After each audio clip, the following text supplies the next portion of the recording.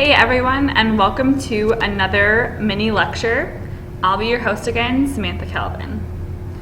So this week's lecture is called Ask a Good Question.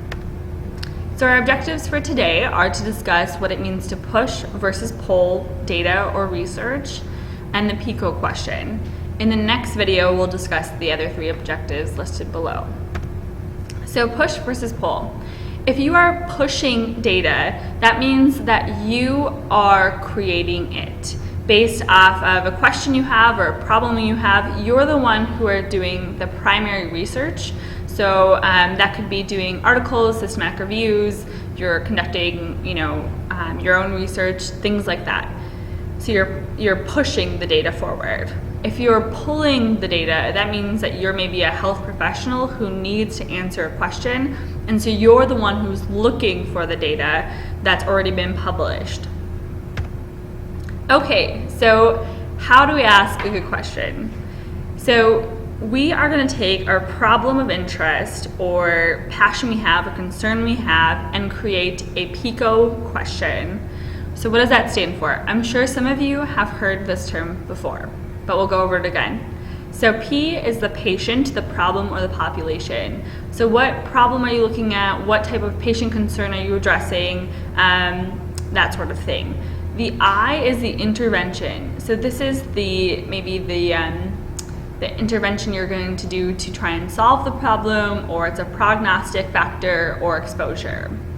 C is a comparison. So generally in research, we want to be able to compare our population to another control group or another population to make sure that what we're testing or doing is effective. So that's C.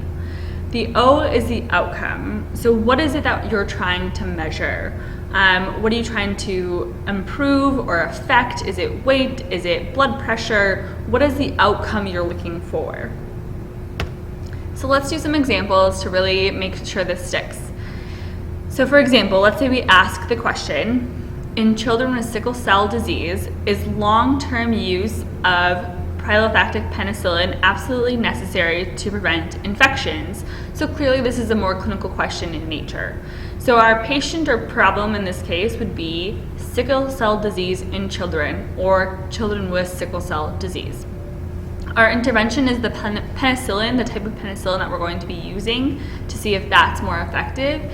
Our C is our comparative intervention, so maybe we're going to compare it to children who have sickle cell disease but who are using a different type of penicillin or the standard of care. And then our outcome is prevention of infection. So how did infections look in the group that got the intervention versus the group who got the standard of care? Another one.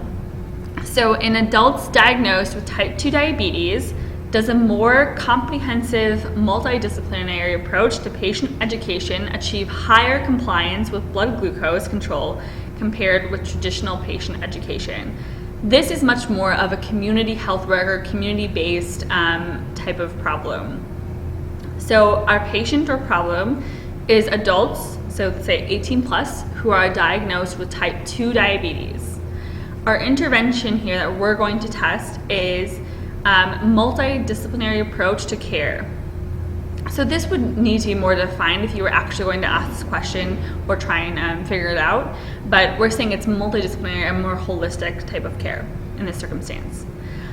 Our C or control would be those who get traditional patient education, so maybe that's diet and exercise only.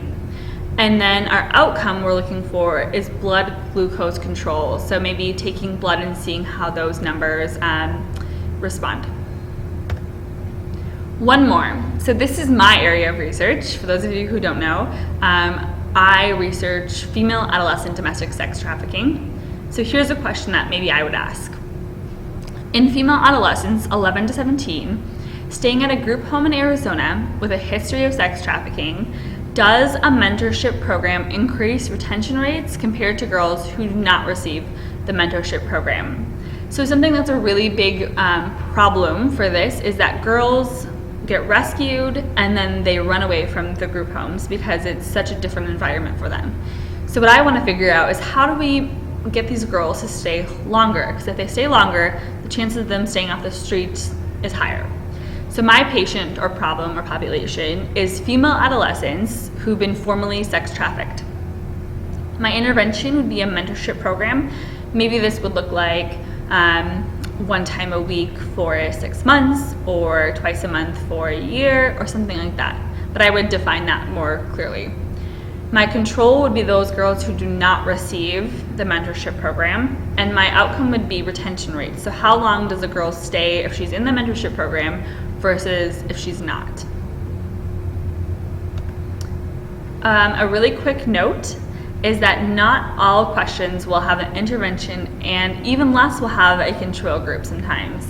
So for example, if you're asking, what is the chance that an elderly person who falls, our population, will have a second fall within 12 months, our outcome, they only have a P and an O.